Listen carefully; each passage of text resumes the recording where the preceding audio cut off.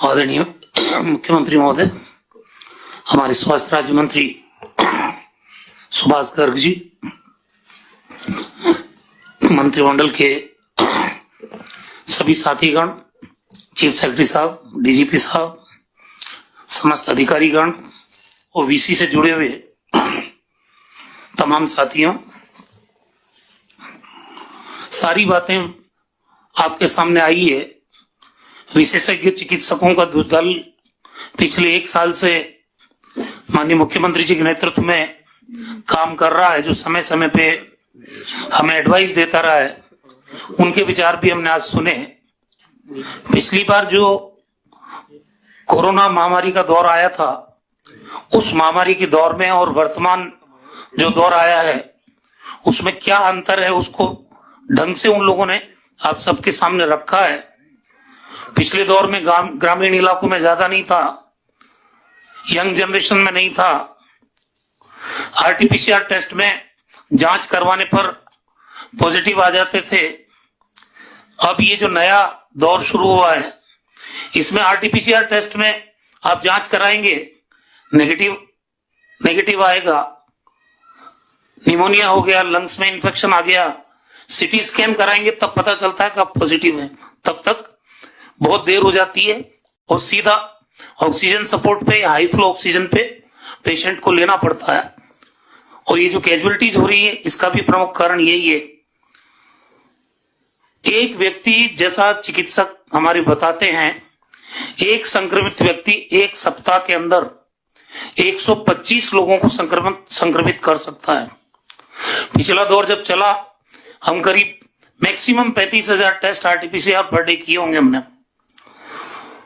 और इस बार हम 67,000 आरटीपीसीआर टेस्ट पर डे कर रहे हैं। हमने कैपेसिटी जो 70,000 की बढ़ाई थी, उसको भी अब 1 लाख तक ले जाने का जो मुख्यमंत्री जी का डायरेक्शन था, उसको 10-15 दिन में अचीव कर लेंगे हम।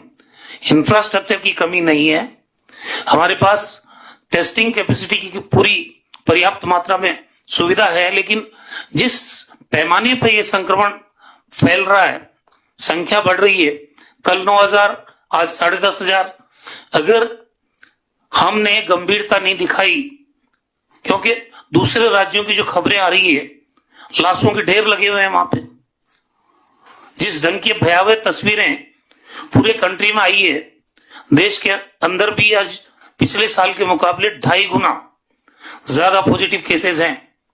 और हम तो फिर भी सबसे कम है हमारे यहां संक्रमित व्यक्तियों की संख्या। लेकिन चाहे मध्य प्रदेश हो, आपका गुजरात हो, महाराष्ट्र में तो भयावह है, दिल्ली हो, छत्तीसगढ़ हो, मध्य प्रदेश हो, पंजाब हो, सब जगह बहुत बुरी हालात में आज ये महामारी का दौर चला आया है। अब रेमडेसिविर को लेके कई मैसेज मेरे पास आते हैं।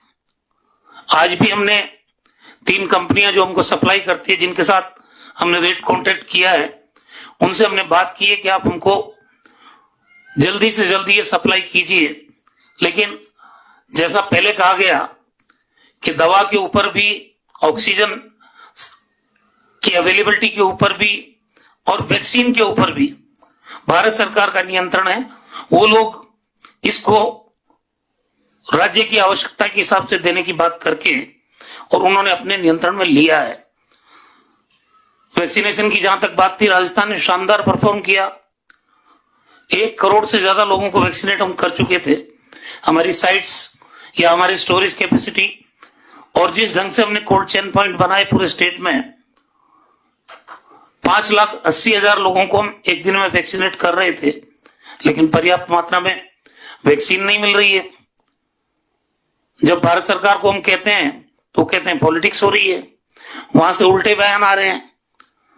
कुल मिला के जो 45 साल की जो इन्होंने एज लिमिट रखी थी कि उससे ऊपर के लोगों को वैक्सीनेट किया जाएगा, 2 करोड़ 9 लाख लोग थे वो, और हम 7 लाख डोज पर डे देने के लिए हमारी तैयारी थी। अगर पर्याप्त मात्रा में वैक्सीन आती रहती तो अब 45 साल के ऊपर के लोगों को, अधिकांश लोगों को अब तक हम वैक्सीनेट कर चुके होते।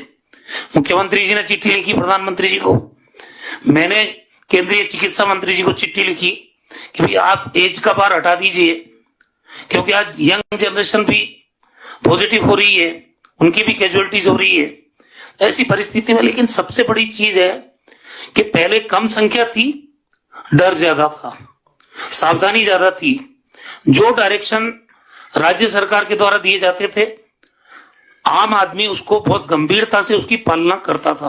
अब संक्रमण बढ़ गया, कैजुअलिटीज बढ़ रही है, पॉजिटिव केसेस की संख्या बढ़ी हुई है, खतरा बढ़ा है, लेकिन लोगों में डर नहीं है। ये बहुत बड़ी चिंता की बात है हम सब लोगों के लिए कि आम आदमी कोविड एप्रोप्रिएट बिहेवियर का पालना नहीं कर रहा है, मास्क नहीं लगा रहा है, बार बार हाथ को सैनिटाइज नहीं कर रहे हैं, 2 गज की दूरी बना के नहीं रख रहे हैं। सरकार के स्तर पे तो अब आरटीपीसीआर टेस्ट है पूरे कंट्री में। पहले 500 रुपए किया मुख्यमंत्री जी ने, कल इसकी रेट घटा के 350 रुपए की है। पूरे कंट्री में इससे कम रेट कहीं नहीं है। जहां तक सिटी स्कैन की बात है, जो नॉन एनएबीएल एक्रेडिटेड जो लेबोरेटरीज है या जो सिटी स्कैन की सुविधा वाली जगह है, उनकी रेट फिक्स कर रखी है। एनएबीएल एक्रेडिटेड जो है उनकी रेट फिक्स कर रखी है जो सबसे कम है। और अभी जो बहुत बड़ी स्कीम मुख्यमंत्री चिरंजीवी योजना जो मुख्यमंत्री जी लेके आए, उसके रजिस्ट्रेशन का काम भी 30 अप्रैल तक अभी चल रहा है। 1 मई से 5 लाख तक का हेल्थ कवरेज मिलेगा सबको। तो वो रजिस्ट्रेशन का काम भी सबसे मैं अपील करना चाहता हूं कि आप कर लें, ताकि कोविड को उसमें सम्मिलित किया है अभी उसी पैकेज में, तो 5 लाख तक का कैशलेस आपको वो बेनिफिट भी मिल सकता है। बहुत सारी बातें हैं, लेकिन सबसे बड़ी चीज है कि सावधानी रखने की और लोगों में भय। जो विलेज कमेटीज पहले बनाई थी उन्होंने बहुत शानदार काम किया पिछली बार। अभी उन विलेज कमेटीज को भी सक्रिय होने की जरूरत है, चाहे कुंभ से कोई आए, चाहे कोई पड़ोसी राज्यों से आए। अगर गांव में कोई आदमी आता है पड़ोसी राज्यों से, तो गांव की जो विलेज कमेटी है उस सक्रियता से उस व्यक्ति को 14 दिन क्वारंटीन में रखे, मॉनिटरिंग करे उसकी। ये भी आज सख्त जरूरत है। बॉर्डर पे भी जो लोग बाहर से आ रहे हैं, आरटीपीसीआर टेस्ट हमने कंपलसरी किया है, लेकिन लोग नहीं करा के आते हैं। तो जो लोग करा के आ रहे हैं उनके तो अलाउ किए जाने चाहिए, लेकिन जो नहीं करा के आए उनके लिए एंटीजन टेस्ट की सुविधा राज्य सरकार आज से कर रही है। तो वहां कैंप लगाने की भी बात है, तो आधा घंटा अगर उनको बैठना भी पड़े तो बैठाएंगे। सारे सरकार के स्तर पे जो कदम उठाए जाने चाहिए वो उठा रहे। हेल्थ इंफ्रास्ट्रक्चर की कमी नहीं। 1 साल में आपके सामने पूरे राजस्थान में जिस ढंग से हेल्थ इंफ्रास्ट्रक्चर को मजबूत किया है राजस्थान में, लेकिन जब संक्रमण ज्यादा बढ़ेगा तो ये भी नाकाफी होगी चीज।